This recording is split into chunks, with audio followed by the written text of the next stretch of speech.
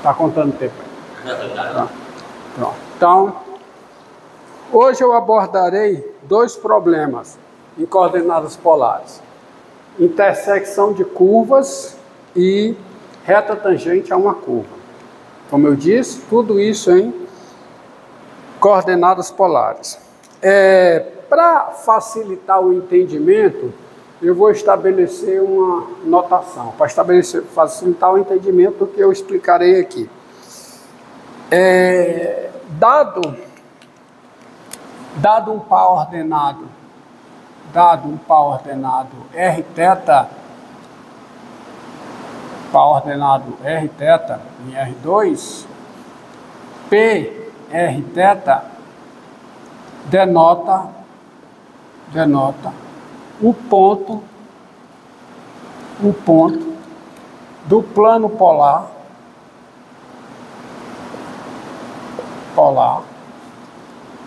com par de coordenadas polares r θ, tá? Então você tem isso, tá? Então, daí, por exemplo, quem é o ponto de coordenadas polares 2π/4, né? Quem é o ponto P de coordenadas polares menos 3π, por exemplo.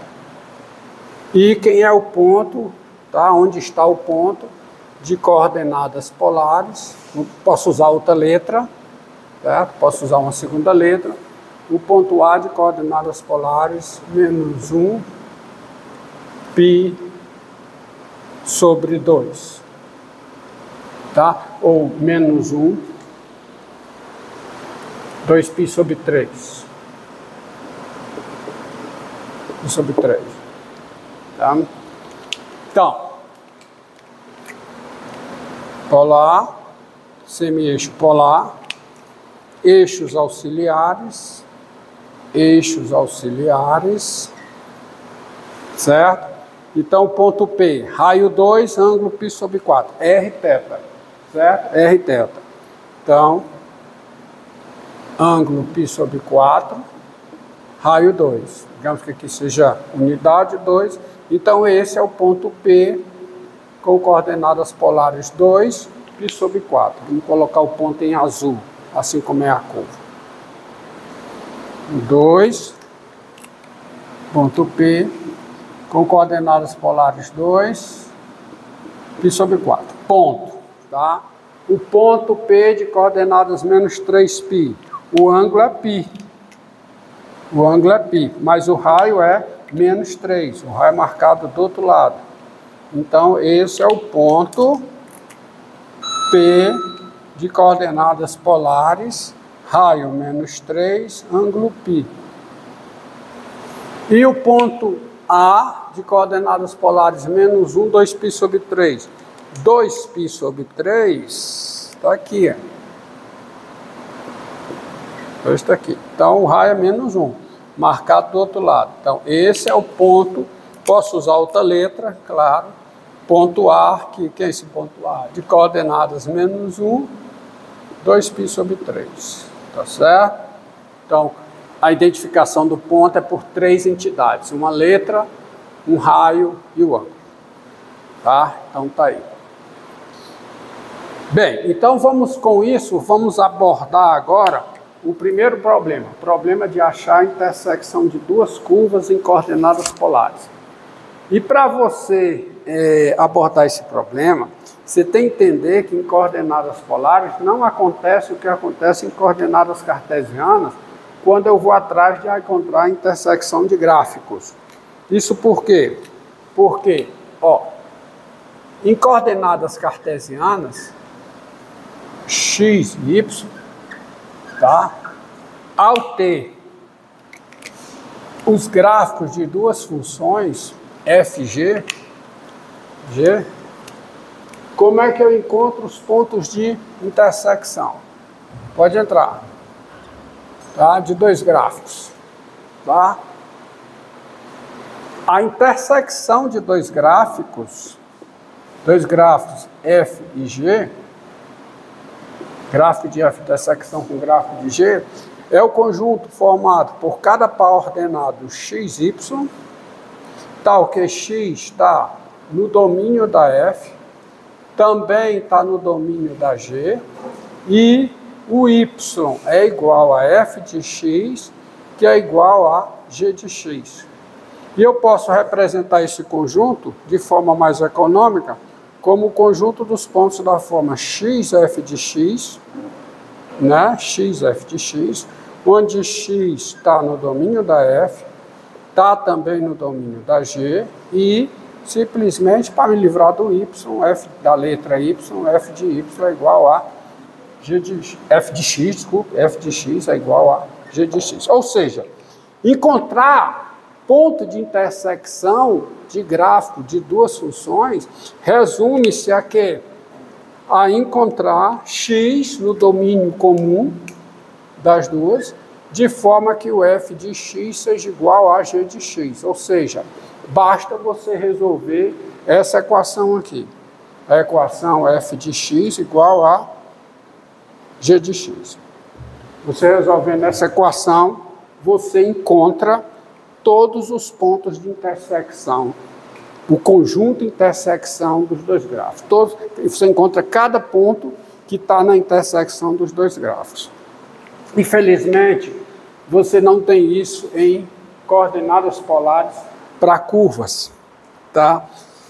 Suponha que, bem, com essa notação aqui, ó, Cristian, notação aqui, você tem uma outra representação de uma curva a partir da sua equação polar, tá? Por exemplo, sejam f e g funções, duas funções, e alfa, beta, tá? As curvas polares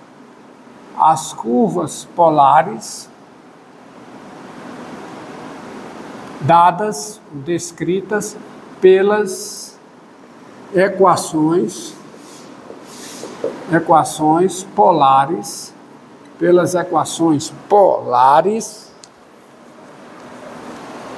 R igual a f de θ e R igual a g de θ, respectivamente. O g está feio, deixa eu corrigir. E g de θ, respectivamente. Está difícil hoje, né, Cristiano? Respectivamente.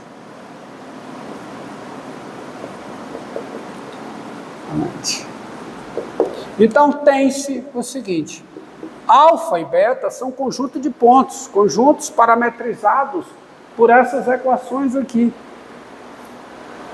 Ou seja, eu posso escrever quem é o alfa.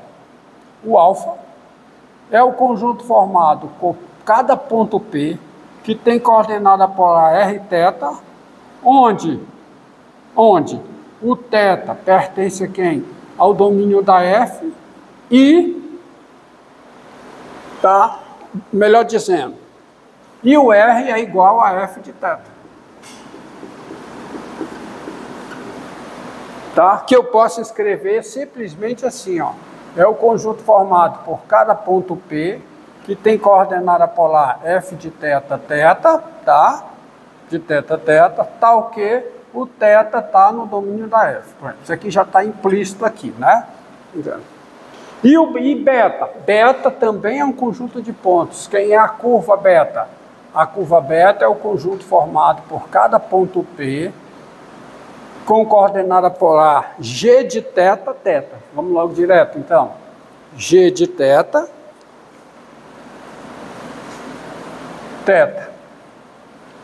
onde não tem esse parênteses, onde θ pertence ao domínio da G. Tá? Ou seja, quando você tem a curva, por exemplo, a curva alfa, cada ponto sobre essa curva é um ponto que tem coordenada polar f de θ, se essa é a alfa, tá? Se essa é a curva alfa em coordenadas polares, descrita em coordenadas polares por essa equação, cada ponto sobre essa curva é um ponto que possui par de coordenadas polares f de θ, θ. Onde θ está onde? O θ está no domínio da f, da função que dá a equação polar.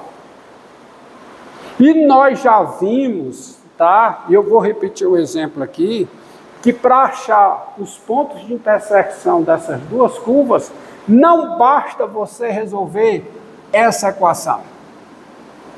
F de θ igual a θ.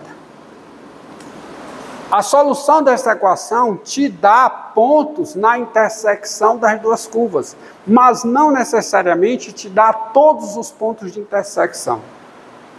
Se não, veja a seguinte situação, ó, tá? Você tem a curva, tá?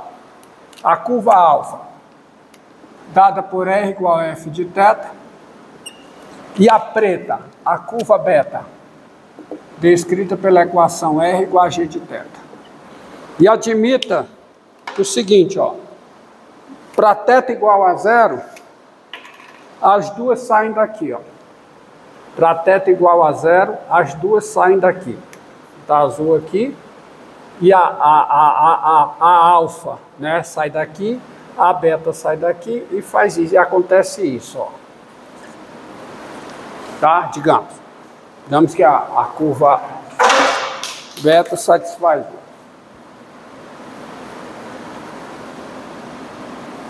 Tá aqui a beta, tá aqui a alfa.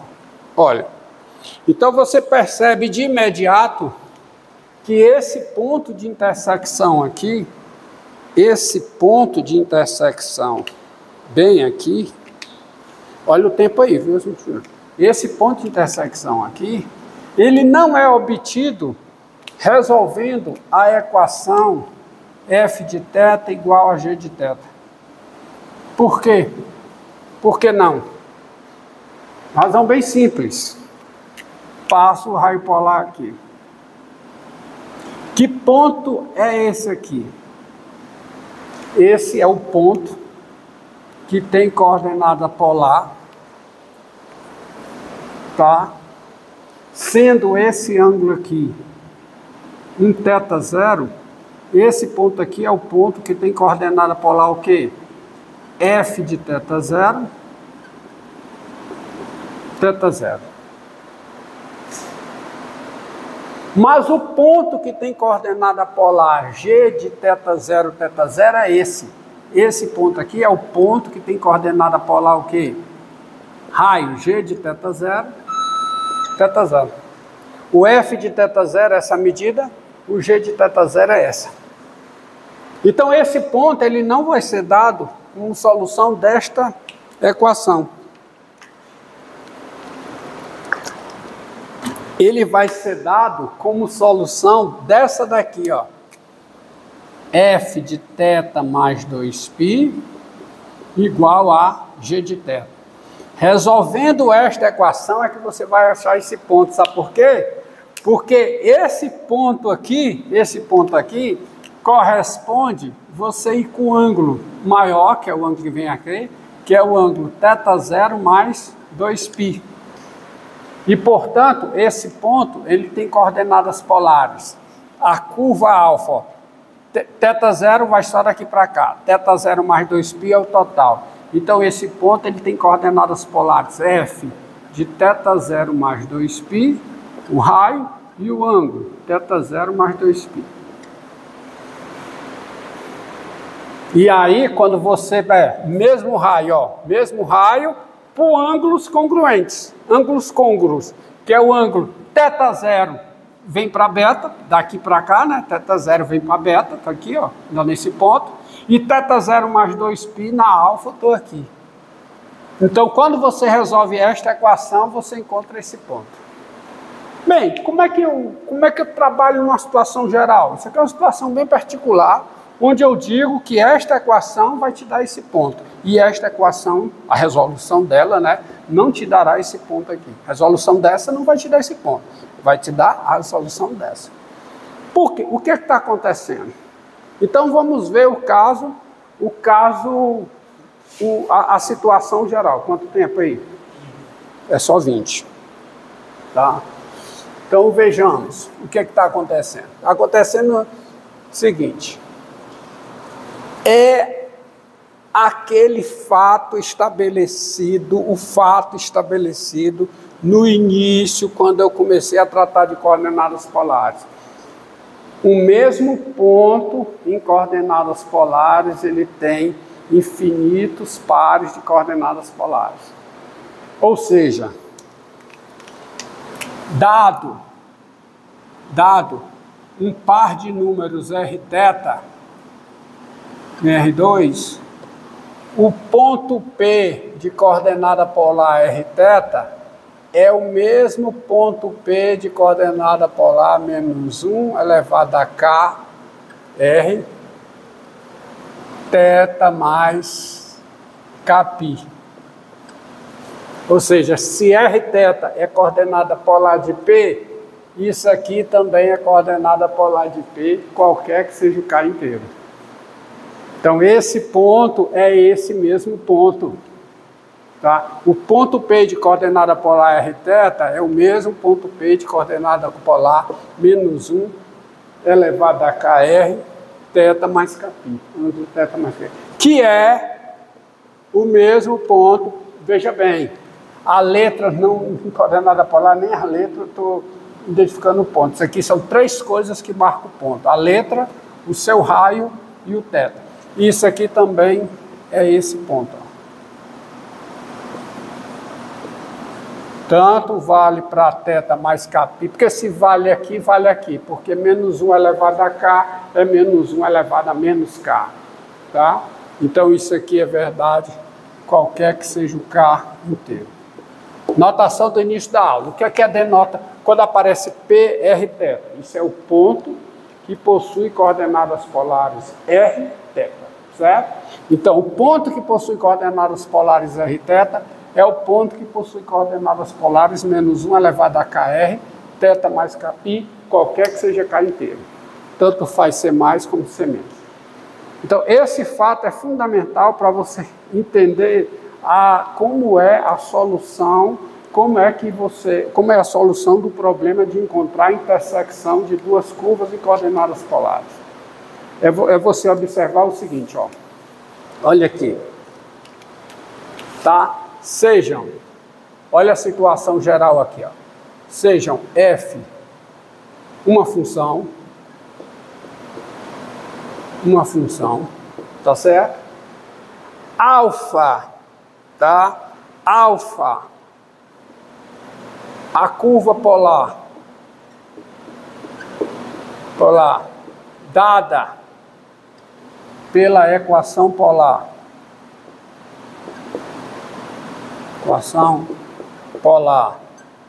R igual a f de θ, tá? K, um número inteiro, por isso que eu disse sejam, e vou chamar de alfa índice K para esse K inteiro, a curva polar dada pela equação polar, seguinte equação polar, R igual a f de kθ, onde f de kθ é menos 1 elevado a K, f de θ mais Kπ. Entendeu? Você tem, dado K inteiro, você tem a curva polar R igual a f de θ e você tem essa segunda curva polar aqui. Em princípio, são duas curvas polares distintas, né? Você pode pensar que são distintas, mas não são. Veja bem, uma curva é um conjunto de pontos parametrizado por uma equação. E o que eu vou mostrar para vocês é que a curva parametrizada por esta equação polar e a curva parametrizada por essa equação polar, elas são iguais, elas são as mesmas. As curvas parametrizadas por essa equação e por essa, elas são iguais. É só, não precisa falar nada.